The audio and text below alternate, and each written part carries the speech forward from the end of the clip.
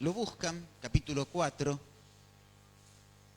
Les comento, la semana que viene, no lo dijimos antes, nos invita Sergio Balestrero, así que si tenemos un amigo, alguno, invitémoslo, intentemos estar.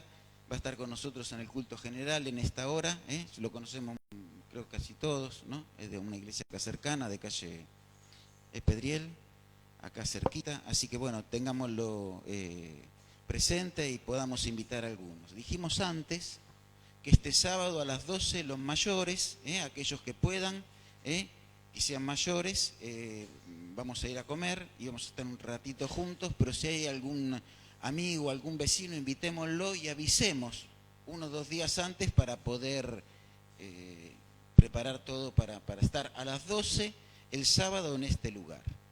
Y el taller es el jueves a las 4 de la tarde. Ahora sí nos ponemos en el tema. Y hablemos de un Dios que está presente y cantamos en este coro nuevo muy hermoso, que yo no lo conocía, la verdad que cantamos hoy, y nos hablaba de un Jesús que estaba presente. Y en el Evangelio de Marcos es curioso que nos habla de un Jesús presente, porque es un evangelio diferente a los demás. Cada evangelio tiene su perfil, ¿vieron? Fue escrito por algo. El Evangelio de Marcos fue escrito en el año 60 y pico. No se sabe justo cuánto, antes decía que antes, pero no, en el año 60 y pico. Y fue escrito por Marcos, que era el asistente, el acompañante de un señor que se llamaba Pedro. Y fue escrito en Roma. Ya por Timoteo sabemos cuando Pablo estaba por morir en la cárcel, dice, mandame a Marcos para acá. Y con Pedro sabemos que estuvo en ese tiempo con él. El bosquejo del Evangelio de Marcos es el sermón de Pedro a Cornelio. Ustedes leen en esos versículos el sermón de Pedro a Cornelio, es el bosquejo del Evangelio de Marcos. Así que tiene mucho de lo que enseñó Pedro. Fue escrito en griego, pero en un griego particular, el griego común que hablaban en Roma. Tiene muchos costumbrismos del hablar de ellos, a diferencia del de Lucas, que fue más técnico. Y también sabemos que fue a Roma por algo curioso, no habla de ningún acto discriminatorio. Por ejemplo, los judíos eran bravos, ¿vieron? Y en Mateo dice, a los samaritanos no le hablaban. Acá esos casos no se mencionan. ¿Por qué?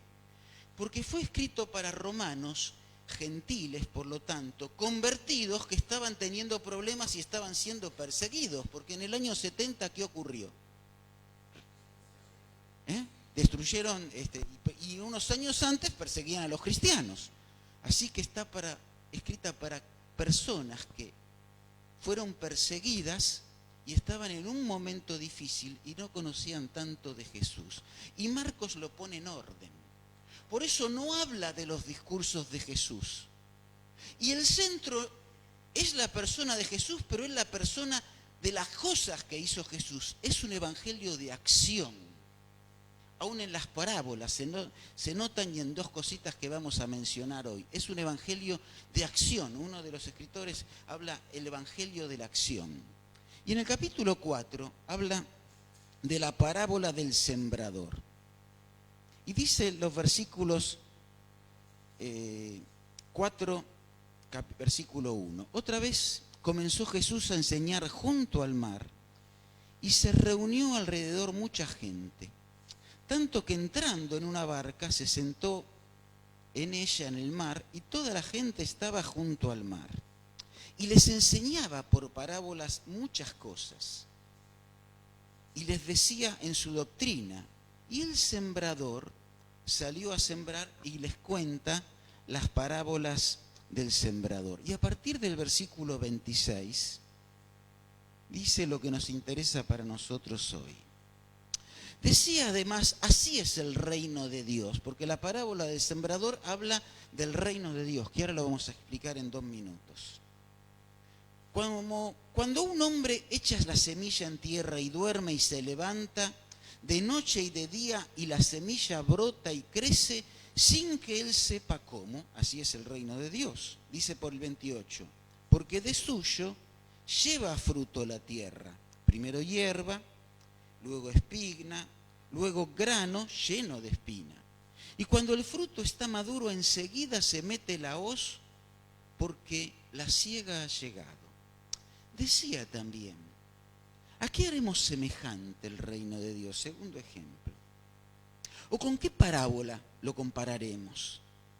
Es como el grano de mostaza que cuando se siembra en tierra es la más pequeña de todas las semillas que hay en la tierra.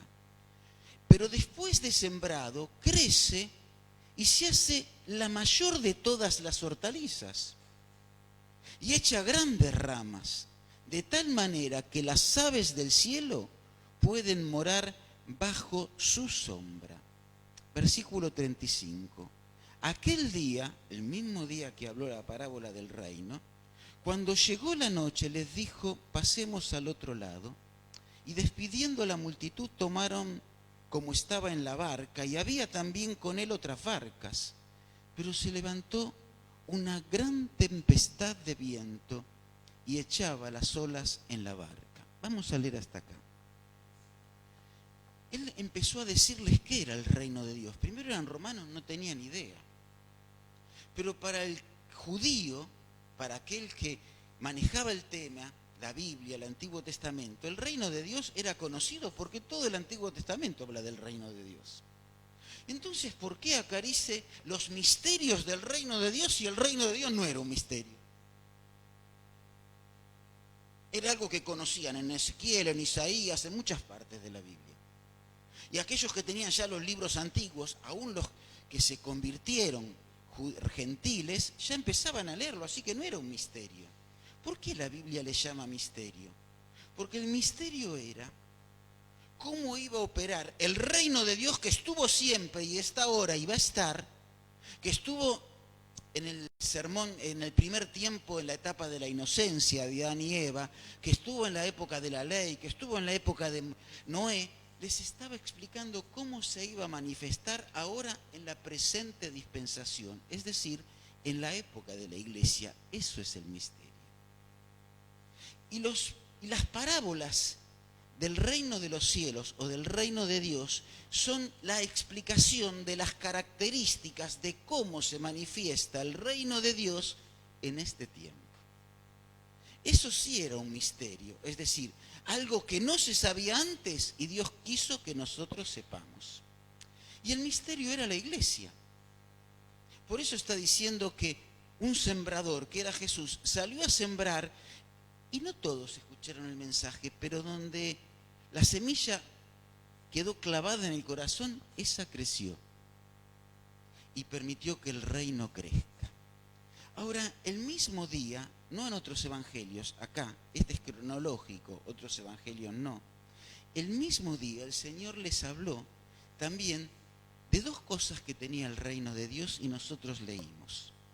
Algo normal y algo anormal.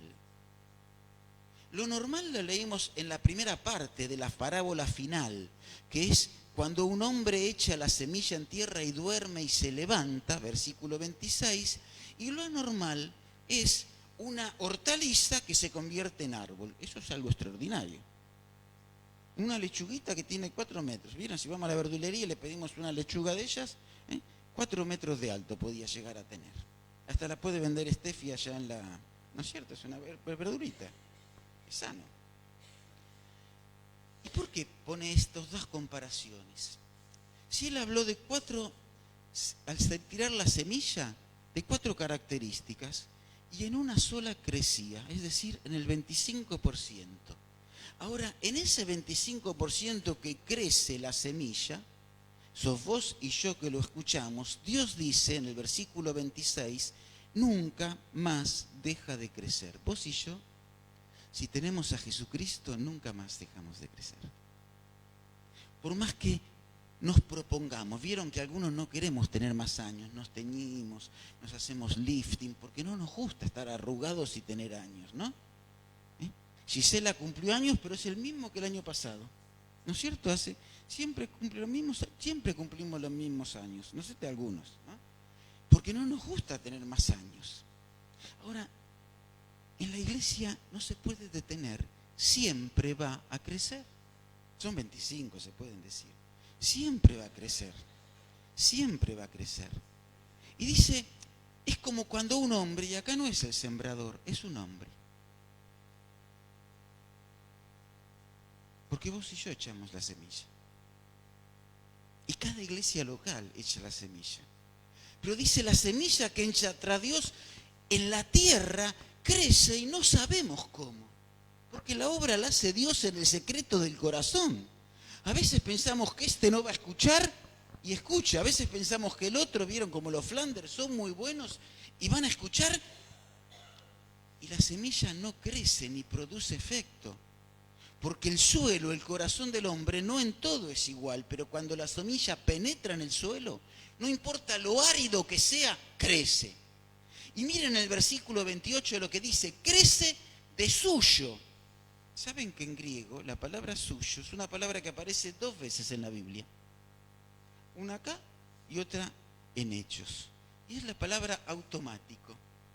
La semilla crece en forma automática. No se puede detener. Se pone y crece. Otras tenemos que regarla nosotros, ¿no es cierto? Si no, se mueren.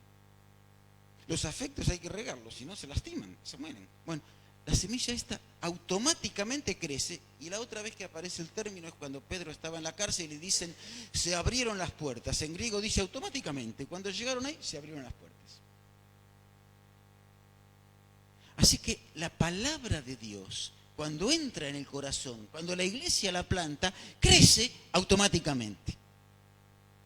Vos y yo, por más que hagamos, o la forma que vivamos, no podemos tapar, sí obstaculizar y sí sufrir consecuencias de no dejar que crezca bien, que eso es otra cosa.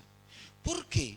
Porque la semilla tiene poder en sí misma y Dios declara que su palabra no vuelve vacía.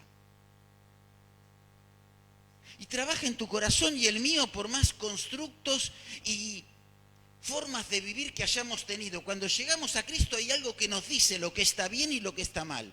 Podremos luchar y no siempre ganamos, ¿no es cierto? No siempre ganamos. Pero sabemos lo que está mal. Es ese pajarito que está acá y me dice, esto no está bien. ¿Miren? Siempre hay un pajarito. El pajarón que dice, esto está mal. Este es un pajarón grande, ¿no? Siempre está el otro pajarito, esto no está del todo bien. Porque Dios nos está hablando y esa palabra crece y no vuelve vacía. ¿Y saben lo que dice la Biblia? En el Salmo, quebranta la roca, sí, tu corazón, sí, tu testarudez, sí, esos constructos viejos que tengo tan arraigados en la vida, si yo le dejo a Dios, tiene poder para cambiarlos y para producir resultados. Ahora, los resultados no pueden ser del día a la mañana porque tiene un crecimiento automático. Va poquito a poquito creciendo. Y dice el versículo 28, primero hierba, luego espiga, después grano lleno de espiga. En Colosenses 2 dice que la iglesia se aferra a la cabeza que es Jesucristo. Y de esa cabeza todos nosotros, nutriéndonos mutuamente, aportando cosas uno a otro, eso es lo que dice, y el aporte que un cristiano le da al otro, la palabra que utiliza es aporte espiritual, aporte interno, ¿no es cierto? Está hablando de nutrirse internamente, nos permite unirnos y crecer, pero con el crecimiento que da Dios. Quiere decir que Dios nos puso y siempre crecemos. Y yo te quiero preguntar, iglesia de Dios, a veces tardamos más en crecer y nos quedamos mucho tiempo como hierba. ¿Y no será que a veces estorbamos la obra de Dios también? ¿No será que a veces no estamos en condiciones para que Dios haga la obra? Porque dice que la palabra de Dios lleva fruto. Y en griego es fértil, siempre fértil, no hay nada que la inutilice. Ahora, ¿por qué si a veces no lo vemos en resultados? Porque la fertilidad de la palabra de Dios es en bendición o en juicio, si no estoy en condiciones en mi vida. Siempre produce efecto. Efecto positivo, porque me hace crecer, me hace desarrollarme, pero también va mostrando mis errores y mis defectos. Por eso dice que la palabra de Dios lleva fruto Y Mateo 17 dice, por su fruto los conoceréis. Vamos viendo el resultado que produce en nuestras vidas. Y pregunta en Mateo 7, ¿se pueden recoger uvas de una planta de espinos? ¿Se puede recoger higos de una planta de abrojos? Vos y yo tenemos la responsabilidad, si tenemos una vida fértil, si vemos abrojos y vemos espinos, en preguntarnos qué pasa. Esto no quiere decir no tener problemas, porque todos en la vida pasamos problemas, son inevitables esto. Pero también Mateo dice inmediatamente en el versículo 17, todo buen árbol da buenos frutos, Pero para que dé buenos frutos hay que trabajarlo. ¿Estás trabajando en tu vida espiritual? No alcanza a venir el domingo a la iglesia. No alcanza en tener un momento devocional, porque nosotros el momento devocional lo interpretamos nada más con leer un texto, orar un poquito y sentir a Dios. Hoy te sentí. Es como nenes caprichosos que vivimos de sentimientos. Y ya os hemos dicho muchas veces, pero mañana lunes no todos tenemos ganas de ir a trabajar y vamos. No todos tenemos ganas de ir al banco y pagar impuestos y lo tenemos que pagar.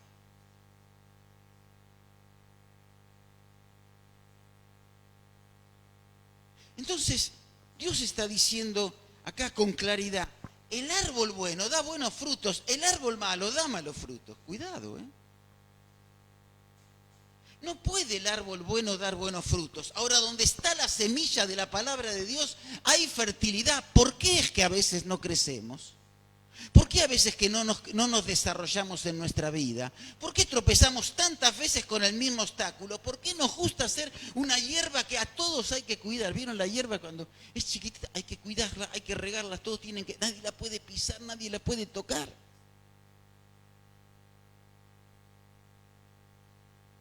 Chiquitita. Y la vida tiene muchos guasos, como decimos, que sin querer vieron los brutos y pasan y la pisan, ¿no es cierto? Y en la vida hay muchos frutos con los que nos codiamos al lado, que nos lastiman y nos pisan. Tenemos que crecer para poder sobrellevar a esos frutos que nos lastiman y nos pisan, porque siempre va a haber alguno.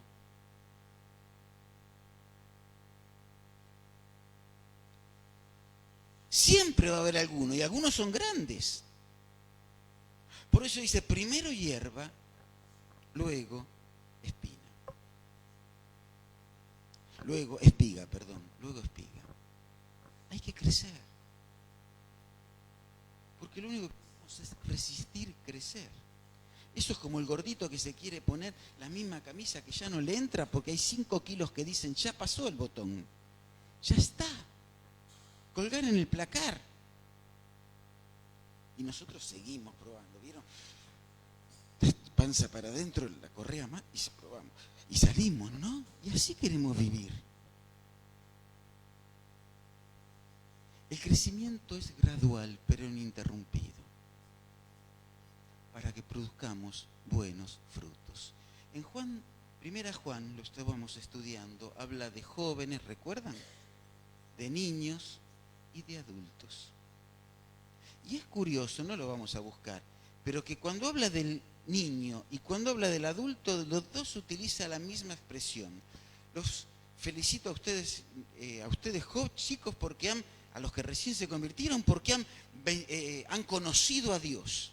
Habla a los jóvenes que luchan, por lo que dice ahí, por sobrellevar las dificultades filosóficas que presentan otros y los pensamientos que desvían, y a los adultos dicen, los felicito porque ustedes están conociendo a Dios, siguen en intimidad con Dios, pasaron la vida, fueron creciendo y siguen cerquita de Dios y siguen conociéndolo, lo conocen más, pero siguen en la misma onda.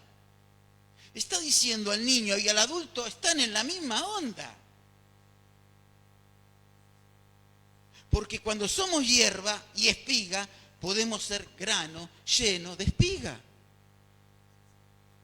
Por eso en Marcos recalca el acto y no al segador, el resultado de la semilla, para decirle a esa gente que estaba en Roma, que tenía problemas, que tenía dificultades, mirá, lo que Dios te puso en el corazón tiene poder y tenés herramientas para tener una vida de victoria, aún en la adversidad,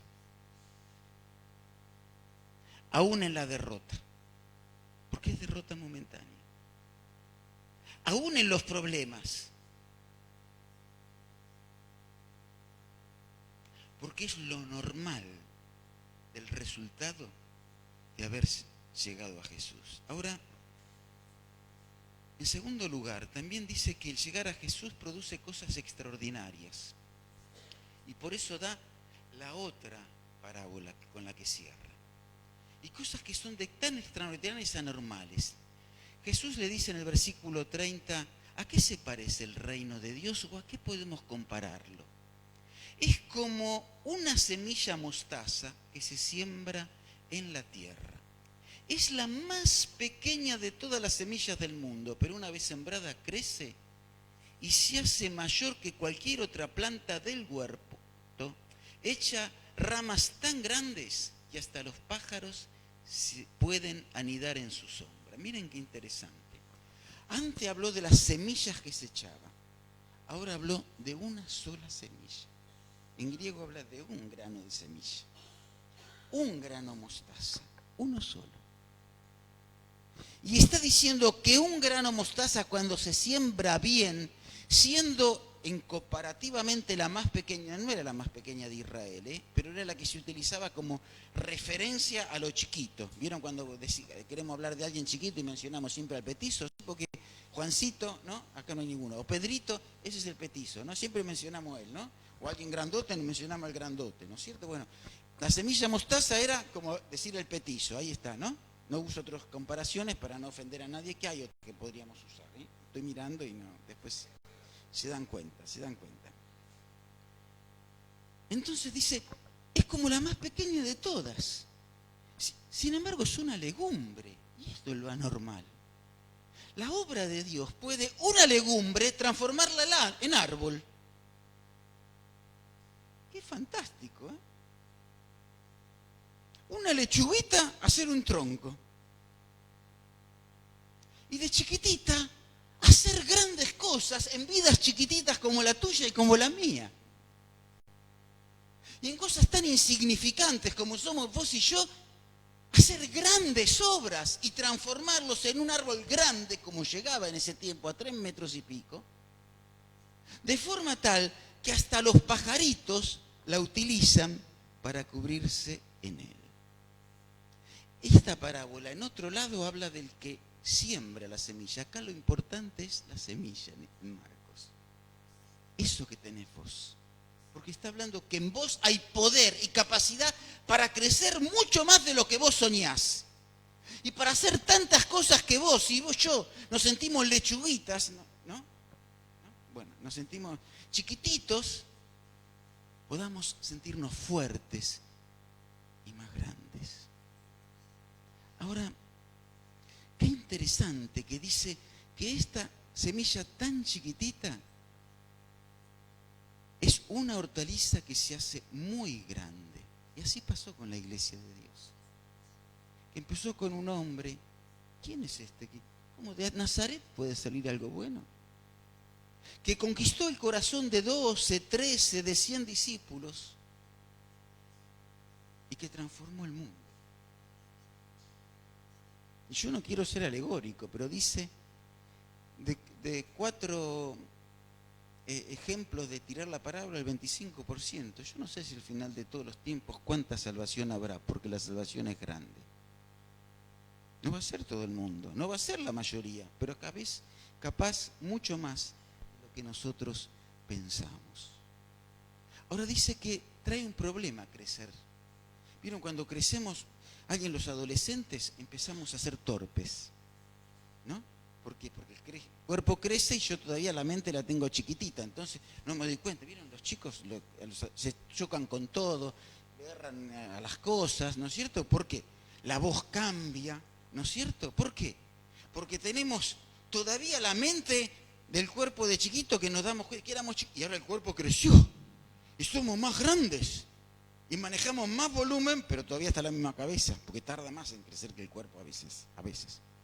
En algunos de grande todavía, pero bueno, eso es otro tema. Lo dejamos para otro día, ¿no? Tarda más y se hace complicado. Ahora, qué interesante es que cuando crecemos y somos grandes, no nos damos cuenta y corremos peligros. Hay algo que a los adolescentes no les gusta mucho y es el baño, porque eso que no les gusta. Hay una edad que no gusta. Después todos los días, pero hay un momento que eso no les gusta. Le escapan, no sé por qué, qué problema hay que le escapan. Es un momento que tiene un problema de piel, no sé qué problema ocurre con ese. No quiero mirar a ningún adolescente ni preguntar cuándo fue la última vez, pero bueno, a veces pasa. A veces pasa. Lo cierto es que si no limpiamos bien, empezamos a picar, ¿vieron? Me pica de acá, ¿no? Hacemos así, salen cosas que... ¿no? Y otros ejemplos que no quiero dar, pero ustedes se lo suponen. Y cuando en una iglesia no la limpiamos bien, empiezan a venir aves. Y no nos damos cuenta que se ponen dentro de una gran hortaliza, porque las aves no saben que es una hortaliza y que es un árbol. Saben que ahí hay sombra, van y se quedan. Dice que vienen las aves y se quedan ahí. En la parábola del sembrador, las aves, ¿quién eran? ¿Recuerdan? Satanás, ¿no? Viene y se roba la semilla. Acá son aquellos, evidentemente, que envía Satanás. Porque no son fruto de la hortaliza. No son el fruto, no están en las ramas, están apoyados en las ramas. Son invasores. Ahora les pregunto, ¿qué pasa cuando nosotros nos ponemos debajo de un árbol y hay muchos pájaros? Lo primero que ocurre es, voy a empezar, 3 cosas pasan. Lo primero que ocurre es que hay mucho ruido. ¿Vieron? Uno hace pi, pi, pi, el otro pi, pi, pi, pi, y el otro pa, pa, pa, pa, no sé, como cada uno sabrá, como el ruiseñor, ¿no? No, y la cotorra, ¿cómo hacen? Ah, bueno, ahí la cotorra, eso. Son diferentes ruidos que solos no están mal. Pero a mí me ha tocado en el Bolsón dormir, cuando iba a una casa. Ah, ¿dónde está ahora? Bueno, tienen una casa, el suegro en la ladera, ¿no? Y uno lo llevan a dormir a un primer piso. No sé cuál es primer piso, porque hay al costado de la montaña, no sé qué es abajo y qué es arriba, ¿no? Es medio extraño el tema, ¿eh? Porque hay que explicarlo. Pero el asunto es que pasan los árboles, y como el piso está más abajo y vos estás muy alto, la copa de los árboles está ahí. Y a la madrugada empiezan los pájaros que van a la punta. Y creo que es el ruiseñor ese, ¿cuál es? El que antes que amanezca empieza. Entonces vos, antes que amanezca, viste, empezás a escuchar por la ventana un ruido, y ya más o menos lindo. Y al ratito empiezan los demás, y empieza el otro, y parece la orquesta de Santo Lugares, ya parece. Pero una cosa es que la escuches acá 10 minutos, otra cosa es que a las 6 de la mañana vayan a tu casa a tocarte toda la mañana, ¿no es cierto? No sé si alguno quiere que lo despierten, van todos, ¿eh? Es un presupuesto aparte, después le dan la tarifa. Bueno, hay mucho ruido. Y cuando hay ruido hay poca comunicación. Y cuando hay poca comunicación hay conflictos. Tengamos cuidado con las cosas que dejamos entrar en esta cabecita. Porque se meten muchas cosas en esta hortaliza. Que puede crecer mucho, algunos tenemos más para que se alberguen los pajaritos, otros menos, pero tenemos todos. No miro a nadie, no estoy diciendo nada, no quiero problema. Pero se meten muchos y cuando hay muchas cosas metidas acá hacen ruidos. Y en primer lugar, lo más triste de todos es que no nos comunicamos con Dios. Porque los ruidos nos distraen y no podemos comunicarnos con Dios. Y cada uno termina hablando en lenguas, su propio idioma. Cada uno habla por la suya y no nos escuchamos. Y si dijimos que en la casa de Dios estamos para alimentarnos mutuamente y yo no le estoy dando, soy responsable delante de Dios por el hermano. Soy responsable. Así que yo soy responsable cómo cuido, cómo limpio y cómo trabajo en esta cabecita. Y yo soy responsable en qué condiciones vengo a la iglesia. Y cómo está mi vida y cómo estuvo en la semana. Y todos tenemos bajones y caídas.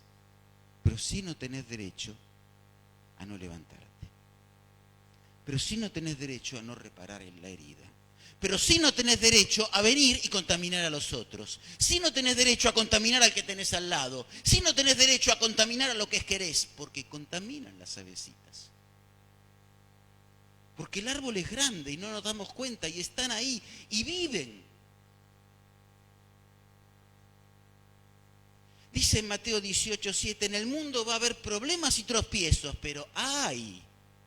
Y lo dice Dios, ¡ay de aquellos por los cuales vengan los tropiezos y los problemas! Cuidado con las cosas que dejamos anidar en nuestras cabecitas. En segundo lugar, cuando estamos debajo de un árbol y hay muchos pajaritos, ¿no? No tienen baño los pajaritos, ¿vieron? No tienen tres ambientes.